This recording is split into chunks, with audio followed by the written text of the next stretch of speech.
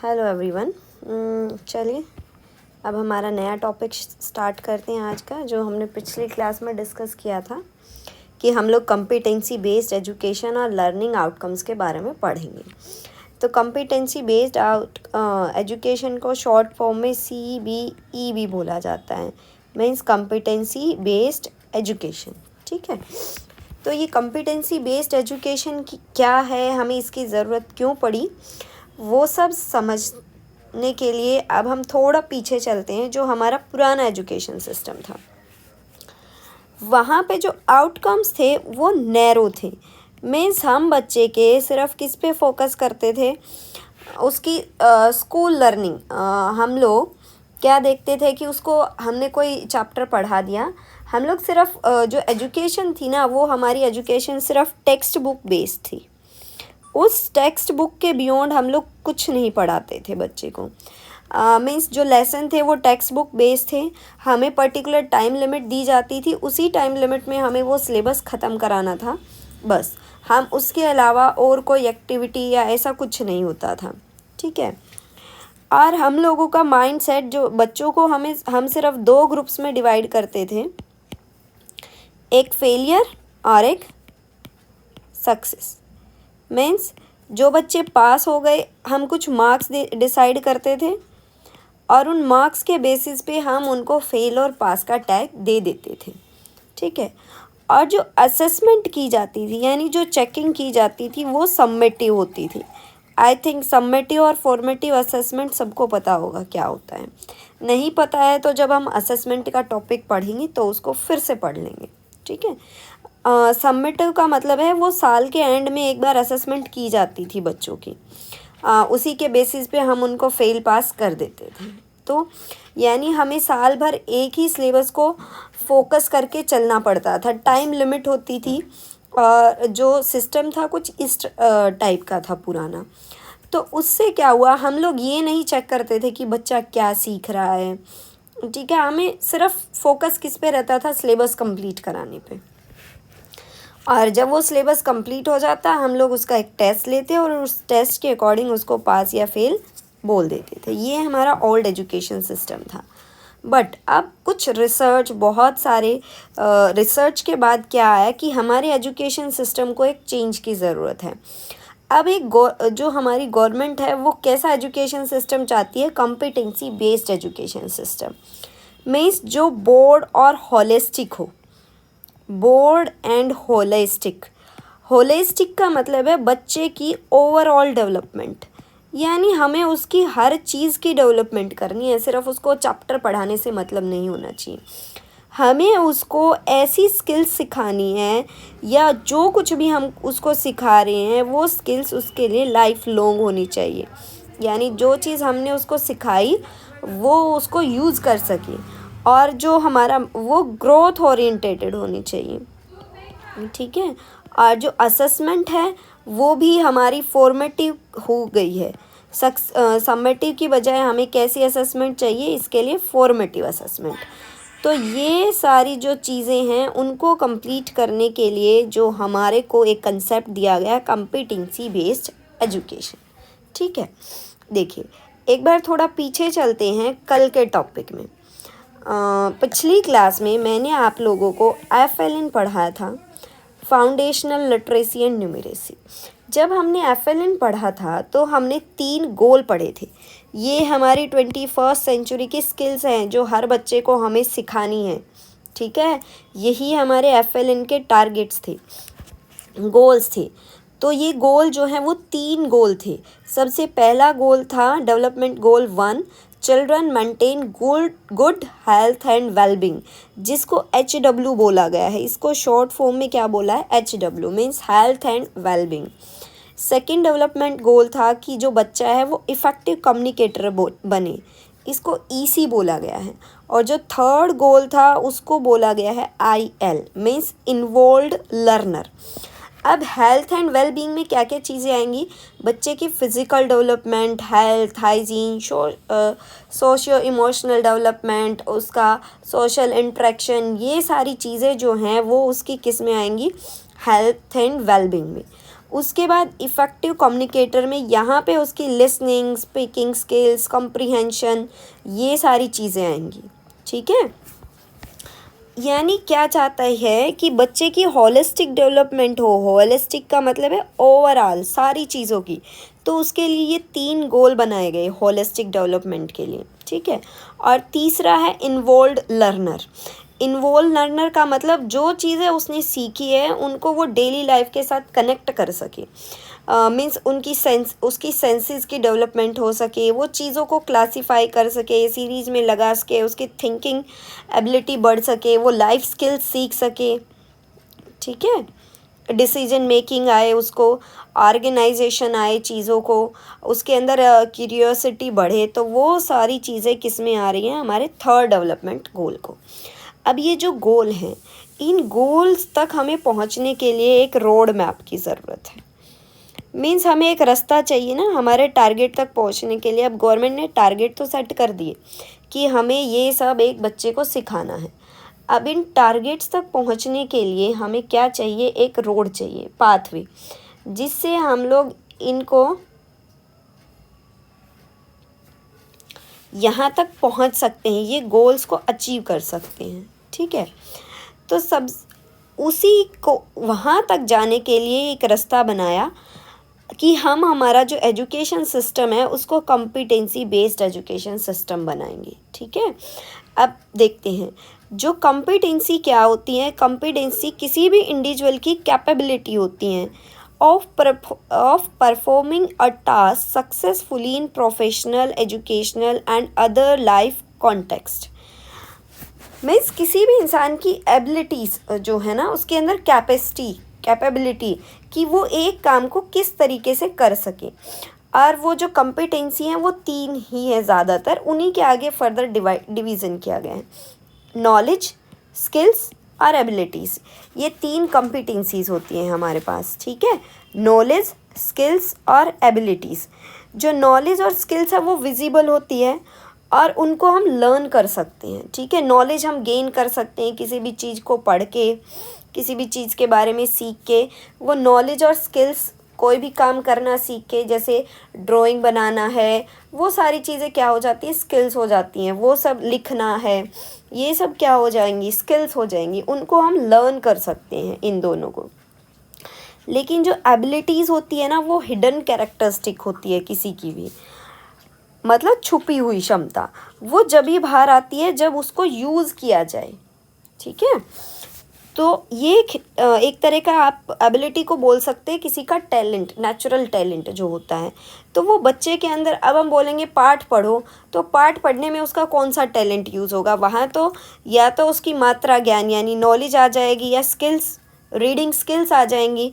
अब यहाँ पे उसका कोई टैलेंट तो हम नहीं चेक कर पा रहे ना। तो जो कॉम्पिटेंसी है, हमें ये 3 जो है वो हमारी कॉम्पिटेंसीज़ हैं कि हमें जो है बच्चे की ये तीनों चीज़ों को डेवलप करना है। ठीक है, और जब बच्चा, ये देखिए यहाँ पे देखिए एक बार, कॉम्पिटेंसी 3 बता दी, नॉलेज, एटीट्यूड, स्किल्स। ठीक है, एटीट्यूड को ही एबिलिटी बोला गया है।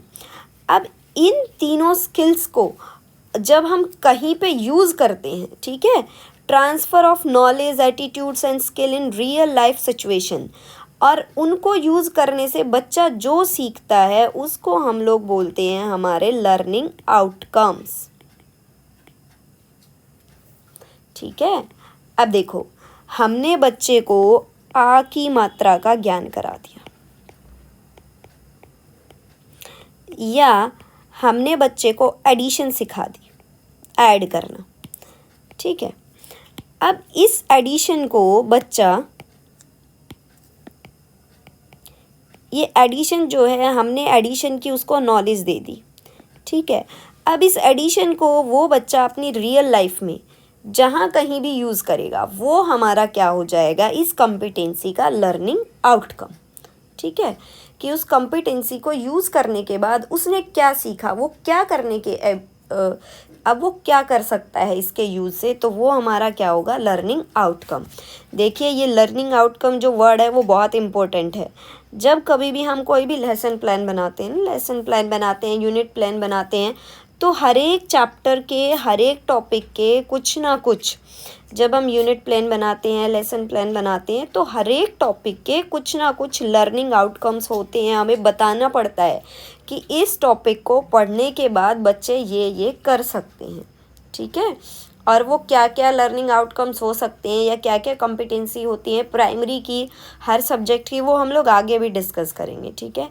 इवन अभी जो केवीएस में क्वेश्चन पेपर बनते हैं ना, आपको एक चीज़ बता दूं, प्राइमरी में स्पेशली मान लिया हिंदी का है, इंग्लिश का है, कोई भी क्वेश्चन पेपर बनाओगे वो क्वेश्चन पेपर कॉम्पिटेंसी बेस्ड बनता है।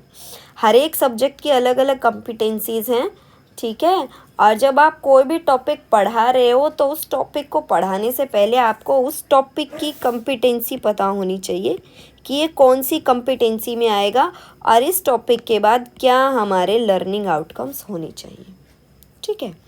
अब ये इतना डरने की ज़रूरत नहीं है, अभी हम लोग डिटेल में सीखेंगे अभी, ठीक है। देखिए, सीखते हैं यहाँ पे लर्निंग आउटकम क्या है। An alternative to traditional learning system, ये अभी मैंने बता दिया, वो कॉम्पिटेंसी बेस्ड लर्निंग है। कॉम्पिटेंसी बेस्ड लर्निंग जो है वो लर्निंग आउटकम्स के ऊपर फोकस करती है, और वो लर्निंग आउटकम्स जो है वो कुछ इस टाइप के होने चाहिए। यानी जो है वो एक्टिविटी बेस्ड हो सकता है, experience, integration of art, sports, technology. Means जब आप किसी बच्चे को कोई चैप्टर पढ़ा रहे हो तो उसके अंदर आप ये सारी चीज़ें इंक्लूड कर सकते हो। उसके अंदर आप आर्ट इंटीग्रेशन भी यूज़ कर सकते हैं। मैं क्लास फर्स्ट आजकल पढ़ा रही हूँ तो इसलिए मुझे उसी के एग्जांपल्स ध्यान आते हैं। इंटीग्रेशन ऑफ आर्ट से याद आया, वहाँ पे एक पार्ट है हिंदी में, चकई के चकधुम, और एक और है एक थी बुढ़िया करके, एक बुढ़िया करके। तो इन दोनों पार्टों में ना जो चैप्टर बनाया हुआ है, एनसीईआरटी ने जो डिज़ाइन किया हुआ है, उसके अंदर वर्ली चित्रकला बनाई गई। ये महाराष्ट्र के अंदर फेमस होती है आई थिंक। तो वो पार्ट के अंदर ही बनाई गई है। जो पार्ट का आप वो देखोगे ना, जो चैप्टर का पेज होता है उसी के ऊपर डिज़ाइनिंग बनाई गई है। तो ये देखो, जब गवर्नमेंट ही बुक्स के अंदर ही इस कंसेप्ट को यूज़ कर रही है तो हमें तो हमारे क्लासरूम में यूज़ करना ही है। और जो लर्निंग है उसको हमें रियल लाइफ सिचुएशन से कनेक्ट करना है, ताकि जो नॉलेज बच्चे सीख रहे हैं उसको चाइल्ड उस नॉलेज को अप्लाई कर सके, ठीक है।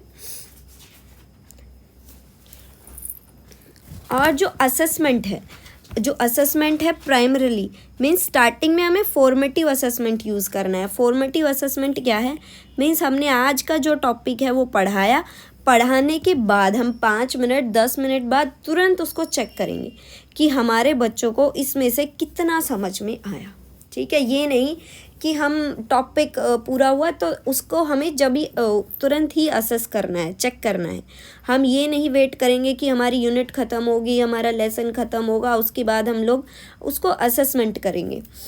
अब ये असेसमेंट के कोई भी मेथड हो सकता है। आप उससे कुछ फिल इन द ब्लैंक्स पूछ लीजिए, चैप्टर को समराइज़ करवा लीजिए, टॉपिक को आप कैसे भी करके, इट्स अपॉन यू कि आप उसको कैसे चेक कर रहे हैं, ठीक है। अब देखिए, अभी मैंने आपको बताया डेवलपमेंटल गोल्स हमने पढ़े। 3 डेवलपमेंट गोल्स हैं हमारे पास। कौन कौन से हैं? HW हेल्थ एंड वेलबींग, उसके बाद EC effective communicator and involve learner. ये चीज़ मैं आपको बता चुकी हूँ, वही चीज़ लिखी हुई है कि इन तीनों गोल्स को अचीव करने के लिए एक एजुकेशन सिस्टम, हमें किसकी ज़रूरत है? कॉम्पिटेंसीज़ की, ठीक है। और इन्हीं कॉम्पिटेंसीज़ को करने के बाद जब ये कॉम्पिटेंसी बच्चा सीख लेता है तो हमारे पास क्या आते हैं? Learning outcomes. LOs are the essentially evidence of having acquired competencies. Learning outcome हमें क्या बताता है? कि उस बच्चे ने वो चीज़ सीख ली है। देखिए, एक एग्जांपल बताती हूँ मैं आपको। हमने एक बच्चे को कलर्स की नॉलेज दे दी, हमने उसको पहचान करा दी कि ये कलर है, ये कलर है। तो वो जो नॉलेज होगी वो हमारी क्या होगी? एक तरह की कॉम्पिटेंसी होगी। अब हमने उसको कुछ चीज़ें दी, थिंग्स, और उसको बोला इनको शॉर्ट आउट करो, या यहाँ पे कुछ कलर्स लिख दिए हैं, उसके सामने उसी कलर की चीज़ों को रखो।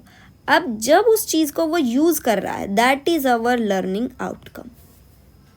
जब उस चीज़ को वो डेली लाइफ में यूज़ कर रहा है, ये देखिए होलिस्टिक डेवलपमेंट गोल वन के लिए कुछ की कॉम्पिटेंसीज होंगी, और उन की कॉम्पिटेंसीज जब वो उसको आ जाएंगी तो उसके हमारे पास क्या होंगे, कुछ लर्निंग आउटकम्स होंगे। आई थिंक सबको ये कंसेप्ट लर्निंग क्या, डेवलपमेंटल गोल क्या है, कॉम्पिटेंसी क्या है और लर्निंग आउटकम क्या है, ये क्लियर हो गया होगा। अब देखिए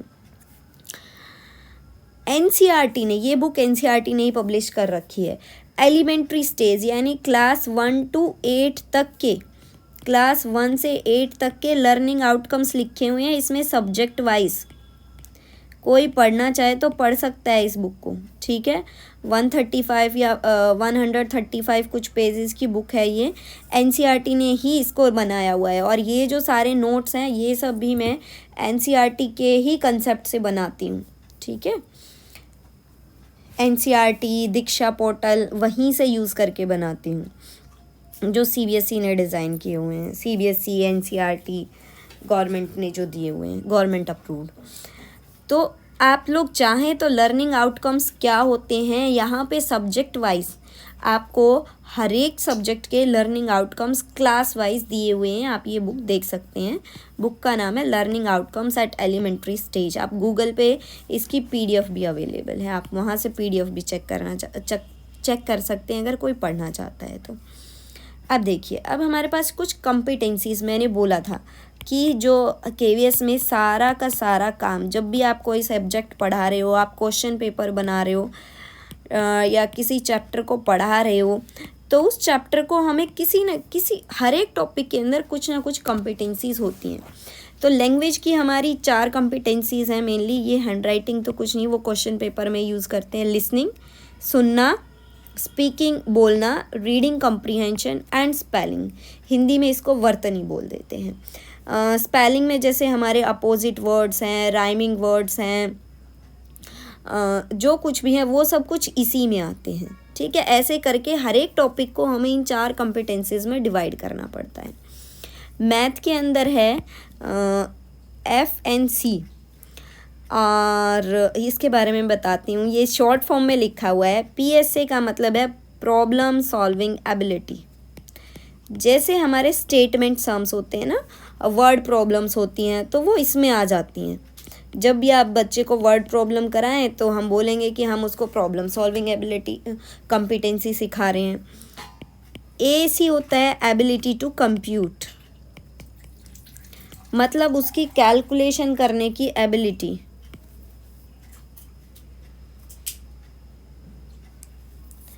उसके बाद ये होती है अंडरस्टैंडिंग द बेसिक कंसेप्ट, ठीक है, यानी किसी कंसेप्ट की अंडरस्टैंडिंग, और इसको नॉलेज भी बोल देते हैं, अंडरस्टैंडिंग द बेसिक कंसेप्ट, और ये होती है कंसेप्ट नॉलेज, ठीक है।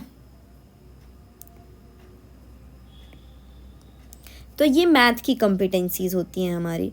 उसके बाद EVS के अंदर आती हैं observation, identification, classification and discovery of the facts. तो ये कॉम्पिटेंसी, ये 3 कॉम्पिटेंसी या 4 कॉम्पिटेंसी हमारी EVS की हैं। तो किसी भी चैप्टर को हम लोग पढ़ेंगे तो इसी में डिवाइड करके पढ़ेंगे, ऐसे ही, ठीक है। चलिए, अब उसके बाद देखते हैं असेसमेंट कैसे करेंगे। अभी मैंने बता दिया कि जब भी कॉम्पिटेंसी बेस्ड लर्निंग में असेसमेंट होगी तो वो फॉर्मेटिव असेसमेंट होगी। बस इसके अंदर यही चीज़ याद रखनी है आप लोगों को कि जो हमारी असेसमेंट होगी वो फॉर्मेटिव असेसमेंट होगी। ये देखिए, अब एक ये जो है, इसको मैं ऐसे कर लेते हैं। ये एग्जाम्पल है कॉम्पिटेंसी एंड लर्निंग आउटकम्स का गोल वाइज। जैसे हमने गोल 2 में लिया, गोल 2 क्या था हमारा, इफ़ेक्टिव कम्युनिकेटर, यानी उसको जो है इफ़ेक्टिव कम्युनिकेटर में उसको लिसनिंग, रीडिंग, स्पीकिंग स्किल्स उसकी इम्प्रूव करनी थी हमें। तो उसने कहा कि एक डिमॉन्स्ट्रेट्स फोनोलॉजिकल अवेयरनेस, राइमिंग, यानी वो राइमिंग वर्ड्स के बारे में हम उसको बताना है, वर्ड सेंटेंसेस। तो ये प्री स्कूल लेवल पे जो हमारी उसकी क्या रहेंगे, लर्निंग आउटकम्स रहेंगे। ये प्री स्कूल 2, ये बाल वाटिका, उसके बाद क्लास 1 में क्लास 2 में उसको ये सब आ जाना चाहिए और क्लास 3 में ये आ जाना चाहिए। ठीक है, तो this was the topic of learning outcomes. I think सबको समझ आया होगा बहुत अच्छे से। अगर नहीं आया तो आप लोग वीडियो दोबारा देख सकते हैं या आप कमेंट्स में बता सकते हैं कि आपको कौन सा टॉपिक इसमें नहीं समझ आया, जिसको हम लोग दोबारा से कंप्लीट कर लेंगे। ठीक है, okay, thank you very much.